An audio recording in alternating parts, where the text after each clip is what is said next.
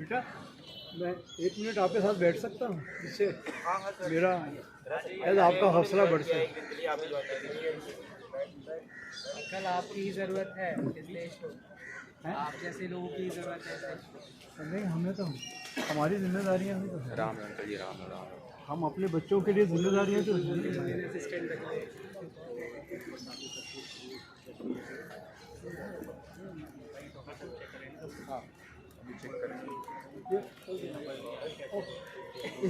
कैसे हो गया? दे दो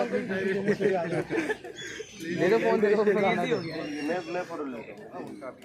नहीं अभी जीत लेगा, उसका महत्व अलग है।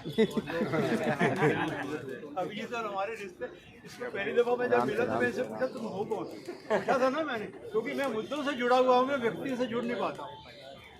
मैंने पहला पर्सन देखा है जो अभिजीत के साथ ना फोटो क्लिक करा के उसको फोटो क्लिक करने के लिए वो ऐसा है कि हमें मुद्दों से जुड़ना चाहिए। व्यक्तियों को जब आगे ले आते हैं ना, तो उससे हमारे जो जद्दोजहद है, हमारी जो कोशिश है, वो कमज़ोर हो जाती है।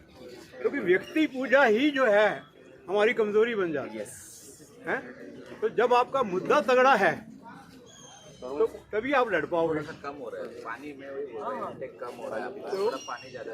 आज मेरे लिए एक खबर है कि और बच्चे भी शामिल हो गए हैं इस सारे अभियान में, और उनकी तबीयत भी ठीक नहीं है, सोनम जी की मेरा ख्याल है। तो ये इस दौर में मुझे कोई दिशा दे कि मैं आपके लिए क्या कर सकता हूँ, मुझे बताइए ना। मैं तन मन धन से तैयार हूँ, मैं समय देना चाहता हूँ। मैं तो दिल्ली का रहने वाला हूँ, 78 साल से रह रहा हूँ। मेरा मन यही कहता है कि कोई तो हमारी जिम्मेदारी लगाओ, हमें कहो कि ये करना है, और हम आपको रात को 2 बजे भी आके आपके लिए ना खड़े मिलें। एक दफ़ा झूठा ही इम्तिहान ले लेना हमारा, एक टेस्ट तो कर लो। हमें कहिए, हम आपके लिए उस हद तक जाएंगे जहाँ शायद भगवान की भी सीमा हो।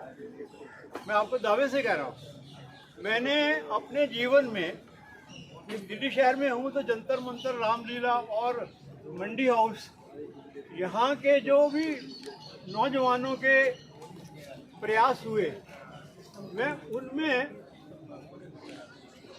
50 साल से लगातार शामिल रहा। मैंने उनके मुद्दे को देखा, मैंने उनके इश्यूज को देखा, और एक बात मैं अभिजीत को भी दोहरा रहा हूँ कि आपकी जीत या हार नहीं है, आपका सबसे बड़ा उद्देश्य पूरा हो गया कि आपने 7 समुंदर पार आके लोगों में जागृति पैदा की, और आपने मुद्दे से लड़ रहे हो। मुद्दे से लड़ना ही उद्देश्य होता है। वो रिजाइन करेगा नहीं करेगा, एक मंत्री है, असल में है क्या? मैंने उस दिन भी कहा कि ये मंत्री का रेजिग्नेशन इशू नहीं है, ये तो एक छुट भैया है वहाँ पे, आरएसएस का एजेंट है। ये जिस वक्त रिजाइन करेगा, एजुकेशन के इश्यूज तो आएंगे। उसके बाद नितिन गडकरी जो इथेनॉल का मिनिस्टर बन गया है, जिसने हाईवे में इतनी डग्गामारी करवाई है, उसकी बारी आएगी। फिर सरदार जी अपने क्या है, जिन्होंने एपस्टीन फाइल में आ गए थे, हरदीप पुरी, उनकी बारी आएगी। फिर एक देश की निकम्मी जिसने रुपए का बेड़ा गर्क कर दिया है, फाइनेंस मिनिस्टर की बारी आएगी।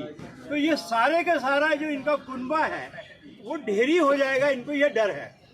एक घर में, एक मैं मिसाल दे रहा हूँ, 110 साल की गुड़िया मर गई तो हर परिवार में, हमारे में क्या होता है कि 100 साल का कोई हो जाए तो हम उसे सेलिब्रेट करते हैं, उसको लेके जाते हैं।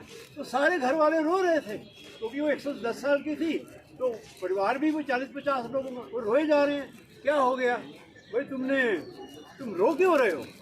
लोगों ने पूछा ना, आस पड़ोस वालों ने, भाई तुम्हें तो ये फख्र होना चाहिए, तुम्हें तो आपकी माता बहुत, आप भाग्यशाली हो। तो वो कहने लगे, जी हमें माता के मरने का अफसोस नहीं हो रहा, हमें अफसोस हो रहा है कि हमारे घर में मौत ने रास्ता देख लिया है।